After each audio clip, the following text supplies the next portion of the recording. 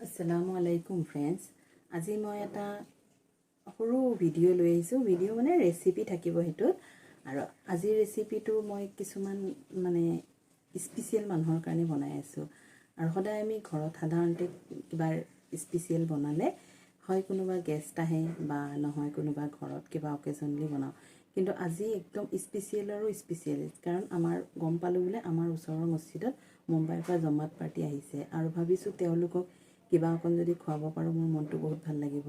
আৰু গম পালোঁ দিনৰ সাজটো কোনোবাই বেলেগে এৰেঞ্জ কৰিছে। মই ভাবিলোঁ অলপ তাতে মিঠাই মই এৰেঞ্জ কৰি দিওঁ, সেইকাৰণে আজি মিঠাখিনি বনাম। আৰু আজি মনটো বহুত ভাল লাগি আছে, কাৰণ এই জম্মাতসকলৰ কাৰণে যদি কিবা এটা বনাব পাৰোঁ, মোৰ আগৰ পৰাই বহুত আশা আছিল যে তেওঁলোকক মই কিবা অকণ খুৱাব পাৰোঁ, আৰু বহুত ভাল লাগে। আৰু সঁচা কথা কিন্তু দেই, এই যে জম্মাত পাৰ্টিৰ যিসকল লোক আহে তেওঁলোকৰ কিন্তু ৰিজিকৰ ব্যৱস্থা আল্লাই কৰে।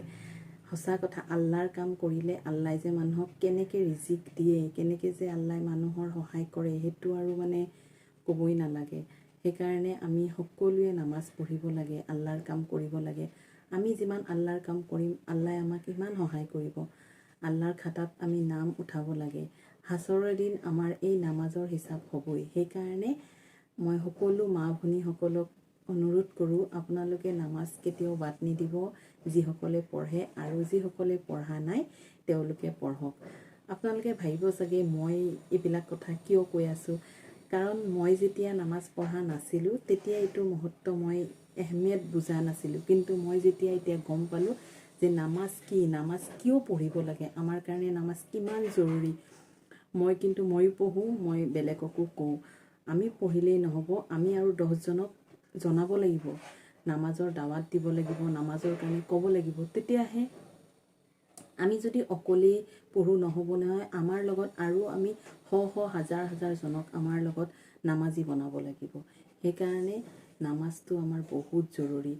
চাওক, আমাৰ এটা ৱক্তৰ নামাজ পঢ়োঁতে কিমাননো সময় লাগে, বেছিতো সময় নালাগে, 10-15 মিনিট বা 20 মিনিটত চাফিচিয়েণ্ট হৈ যায়। সেইখিনি সময় আমি কিমান বেলেগ কাম কৰোঁ, মানে মোবাইল চাওঁ, ইউটিউব চাওঁ বা বেলেগ ঘৰৰ কামত আমাৰ দিনটোত ইমানখিনি সময় আমি পাওঁ। তাৰে ভিতৰত যদি আমি 10-15 মিনিট ৱক্তৰ কাৰণে আমি দিব নোৱাৰোঁ, তেতিয়াহ'লে কি কৰিলোঁ? আল্লাই আমাক দুনিয়াত কিয় পঠাইছিলে? আল্লাক আমি ৱাদা কৰি আহিছোঁ, আমি নামাজ পঢ়িম, দুনিয়াত আমাক পঠাক, আমি আপোনাৰ কাম কৰিম। তেতিয়াহ'লে আমিতো কৰা নাই, আল্লাৰ কামটো মানা নাই।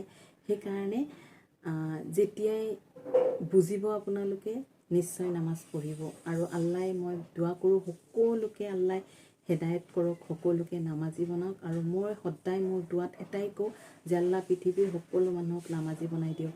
আৰু খাছ কৰি মই এটাই কওঁ যে মোৰ স্বামী, তেওঁ নামাজ পঢ়ে কিন্তু সম্পূৰ্ণভাৱে পঢ়া নাই, কাৰণ তেওঁৰ অসুবিধা হয় অফিচৰ কাৰণে। সেইবিলাক কোনো মেটাৰ নহয়, কৈছোঁ নহয় ৰিজিকৰ ব্যৱস্থা আল্লাই কৰিব, সেইবিলাক বাদ দি পঢ়িবই লাগিব। আৰু মই সদায় দোৱা কৰোঁ আল্লাই যাতে মোৰ ল'ৰা দুটাক নামাজি বনাওক। মোৰ মানে বেলেগ একো নালাগে, মোৰ ল'ৰা দুটা যদি ডক্টৰ, ইঞ্জিনিয়াৰ বা বহুত ডাঙৰ মানুহ নহয়, তথাপিও মোৰ কোনো হেৰি নহয়, কিন্তু মোৰ ল'ৰা দুটা নামাজি হ'ব লাগিব। আল্লাহৰ ওচৰত মই সদায় দোৱা কৰোঁ, আৰু মোৰ ল'ৰা দুটা যাতে নামাজি হওক আৰু ভাল মানুহ হৈ দুনিয়াত থাকক, সেইটোৱে মই আল্লাহৰ ওচৰত সদায় দোৱা কৰোঁ। আৰু মোৰ ডাঙৰ আশা, আৰু এইখিনি মোৰ আছিল। আৰু মই নামাজৰ ইমানখিনি ক'বলৈ পাৰিছোঁ কাৰণ মই নামাজৰ পৰা বহুত কিবা পাইছোঁ। আল্লাই মোক যিখিনি দিছে, মোৰ জীৱনটো মই কওঁ আল্লাহৰ দান। ফাৰ্ষ্টে যেতিয়া মই জন্ম হৈছিলোঁ তেতিয়া মই গম নাপাওঁ, কিন্তু ছেকেণ্ড টাইম মই বেমাৰৰ পৰা যেতিয়া উঠিলোঁ, আল্লাই যেতিয়া মোক বেমাৰৰ পৰা চিফা কৰি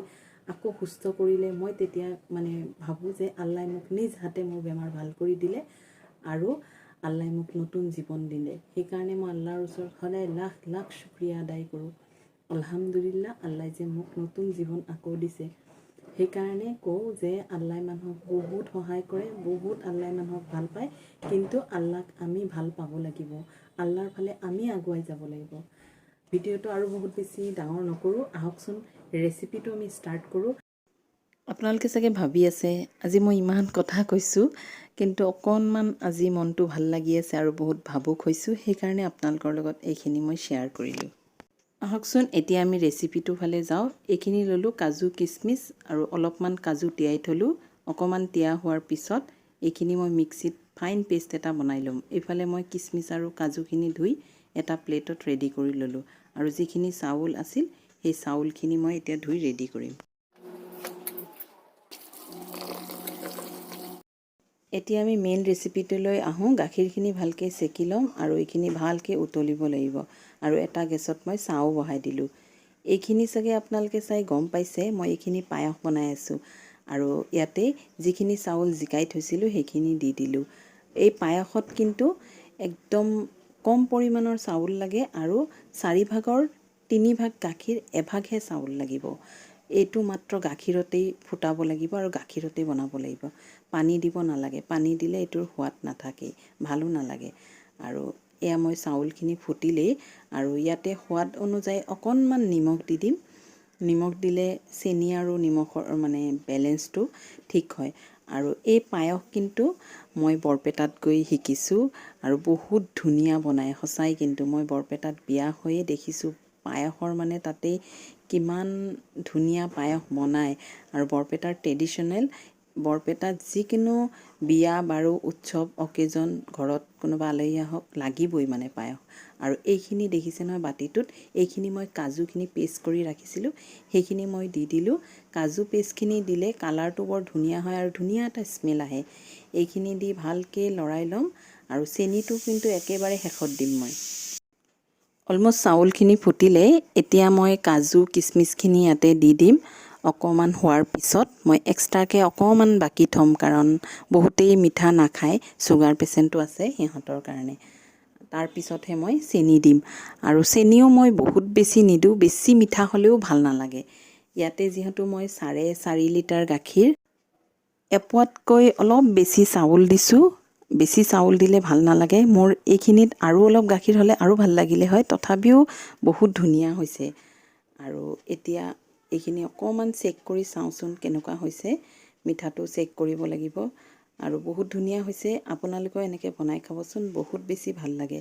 আৰু এইখিনি মই অলপ ঢাকি থ'ম, বেছি গৰমে গৰমে বাকিলে ভাল নহ'ব। দুটা হটকেছত মই বাঢ়ি দিম কাৰণ এইখিনি মছজিদত পঠালে তেওঁলোকে বা কেতিয়া খায়, সেইকাৰণে দুটা হটকেছত বাঢ়ি দিলোঁ আৰু অকণমান কিচমিচ দি গাৰ্নিছ কৰি দিম। সঁচাই আজি মনটো বহুত ভাল লাগিল, তেওঁলোকৰ কাৰণে কিবা এটা বনাব পাৰিলোঁ। আৰু এনেকৈ মই ইমান বেছি তেনেকৈ বনোৱা নাছিলোঁ কোনোদিন, কিন্তু আজি বনালোঁ। তথাপিও ভয় ভয়কৈ বনাইছিলোঁ, নাই তথাপি বহুত ভাল হৈছে আৰু খাবলৈ বহুত বেছি টেষ্ট হৈছে। আপোনালোকেও এনেকৈ বনাই খাই চাবচোন। এইখিনি এতিয়া মছজিদত দিবলৈ যাব।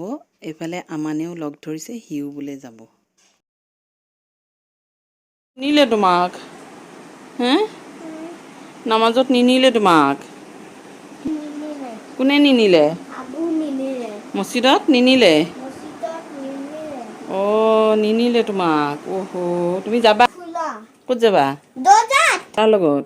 মছজিদত যাবা? হে গোলা কাৰ লগত যাবা? নাই নাই সিহঁতে গৈছে, তুমি যাব নালাগে এতিয়া। এই অকলে নাযাবা। আমান সেয়া বাহিৰত দৌৰিছে।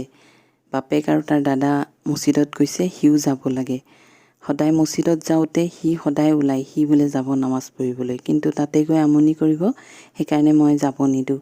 আল্লাহৰ ওচৰত সদায় দোৱা কৰোঁ যাতে সদায় এইটো অভ্যাস থাকে, ডাঙৰ হৈ যাতে এনেকৈ 5 ওয়াক্ত নামাজ পঢ়িবৰ কাৰণে আল্লাহ মোৰ ল'ৰা দুটাক হেদায়েত কৰে, সেইটোৱে আল্লাহৰ ওচৰত সদায় দোৱা কৰোঁ। আমান বাহিৰতেই ফুৰি আছে। তাৰ দাদা আৰু আব্বা আহি পালে, সিহঁতৰ লগত বোলে সি অলপ ফুৰিব যাব। আৰু আজি ভিডিঅ'টো ইয়াতে শেষ কৰিম। ভিডিঅ'ৰ প্ৰথমত মই যিখিনি কথা কৈছিলোঁ, যদি সেই কথাখিনি আপোনালোকে বেয়া পাইছে শুনি বা মই বেছি কোৱা বুলি ভাবিছে, তেন্তে কমেণ্ট কৰি মোক জনাব। আৰু যদি ভাল পাইছে তথাপিও কমেণ্টত জনাব। মই কেতিয়াও বেয়া নাপাওঁ। আৰু যদি ভাল লাগিছে তেন্তে মোৰ চেনেলটো লাইক আৰু শ্বেয়াৰ কৰিব নাপাহৰিব। Thank you everyone.